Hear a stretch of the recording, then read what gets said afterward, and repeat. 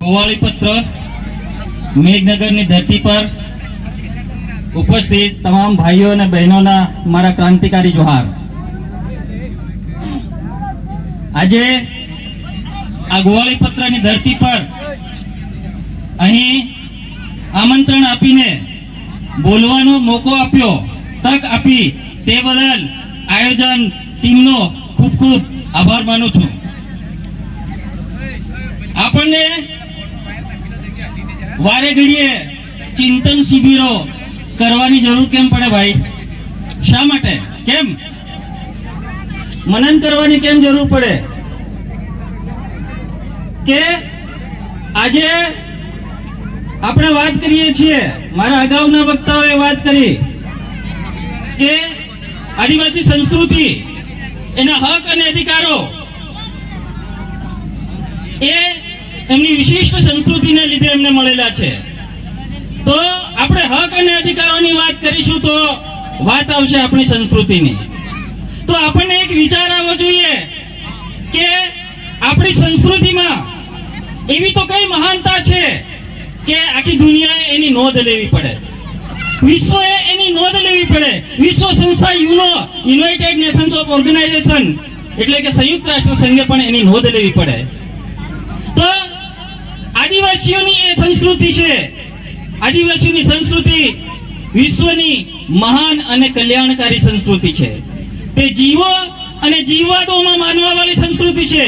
એ વગર કારણે કોઈને પણ નુકસાન કરતું નથી।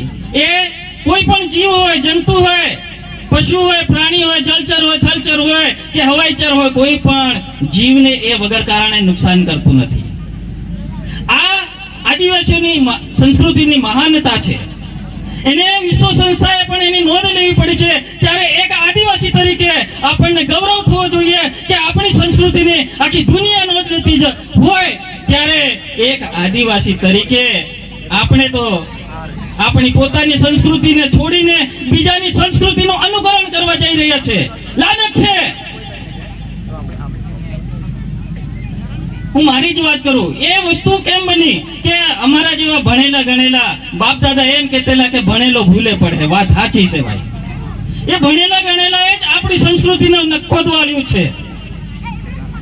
મારો જ એક દાખલો આપું, જ્યારે 2001 ની અંદર હું પોતે શિક્ષક છું, 2001 ની અંદર નોકરી લાગ્યો ત્યારે અમારા સ્ટાફ ની અંદર એક ભાઈ હતા લીમખેડાના, એ હાવ દેશી બોલે એકદમ। હું થોડો પેલો સિટીમાં રહેલો ખરો ને એટલે એમ કે એટલે એકદમ દેશી બોલે। મેં કીધું એટલે હાવ તો ઉધર રાલ હું તો હોકેલો દેશી બોલે, પણ એ ત્યારે હું ખોટો હતો।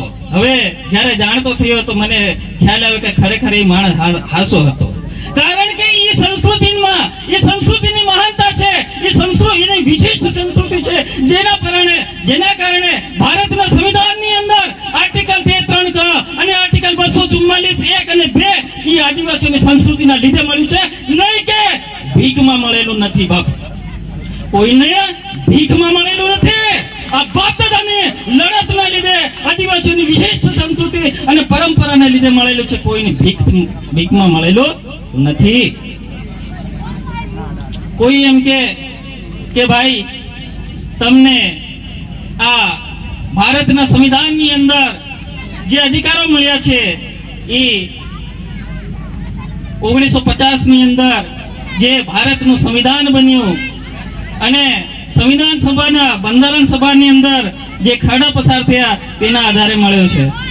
હું એમને કહેવા માંગુ છું કે ભારતના સંવિધાનની અંદર આદિવાસીઓને જે પણ હક અને અધિકારો મળ્યા છે એ કોઈની દેન નથી, પરંતુ આદિવાસી જે આપણા બાપ દાદા છે એઓએ લડી ઝઘડી અને સંવિધાનની અંદર આ આપણને વિશિષ્ટ અધિકારો અપાવ્યા છે।